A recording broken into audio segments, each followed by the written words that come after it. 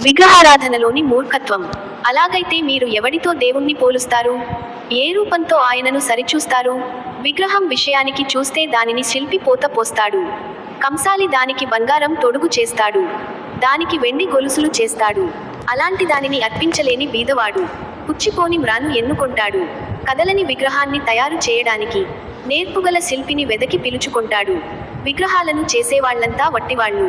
వాళ్లకు ఇష్టమైనవి కూడా పనికిమాలినవి వాళ్ల దేవుళ్లను మంటల పాలు చేశారు.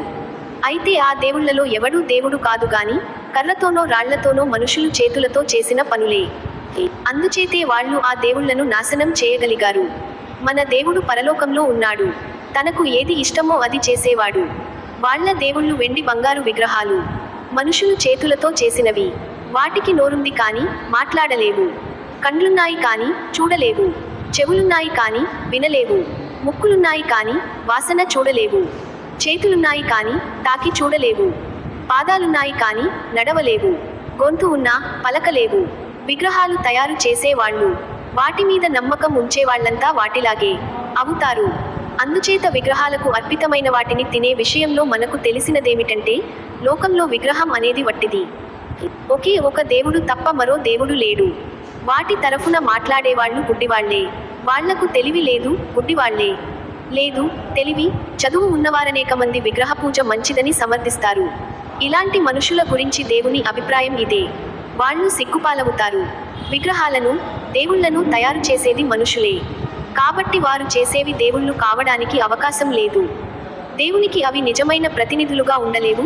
ఎవడైనా పనికిరాని దేవతను రూపొందిస్తే, విగ్రహాన్ని పోతే అతడి తోడివాళ్లంతా సిగ్గుపాలవుతారు. శిల్పులు మానవ మాతృలే. వాళ్లంతా సమకూడి నిలబడాలి. వాళ్ళు ఏకంగా భయానికి, కలవరానికి గురి అవుతారు. పనివాడు ఎంత నైపుణ్యంతో ఒక లోహం తునకను రూపొందించినా అది నిజమైన దేవుని రూపాన్ని చూపడం అసాధ్యం.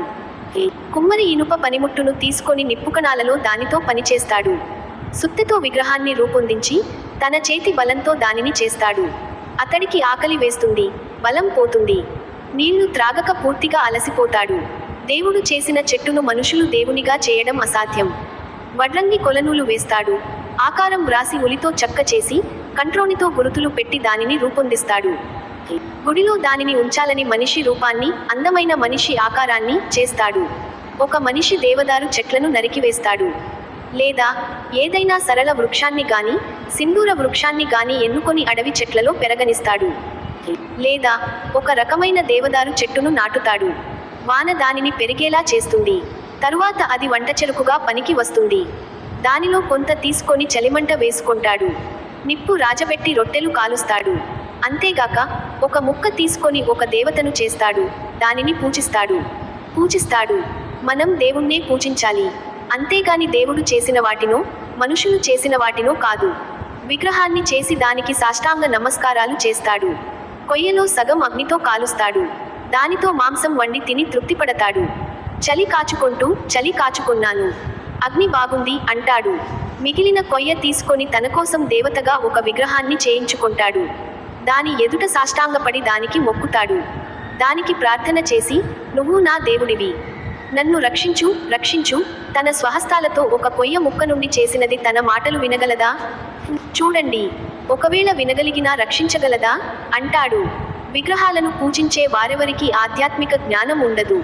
వారు కూడా విగ్రహాల్లాగా అవుతారు. వాళ్లకేమీ తెలియదు, ఏమీ అర్థం కాదు. వాళ్ల కళ్లకు బురద అలికినట్లుంది. వాళ్ళు ఏమీ చూడరు. వాళ్ల హృదయాలు మూయబడ్డాయి. వాళ్ళు ఏమీ గ్రహించరు. ఎవడూ ఆలోచించడు. కొయ్యలో సగం నిప్పులో కాల్చాను. నిప్పుల మీద రొట్టెలు కాల్చాను. మాంసం వండుకొని తిన్నాను.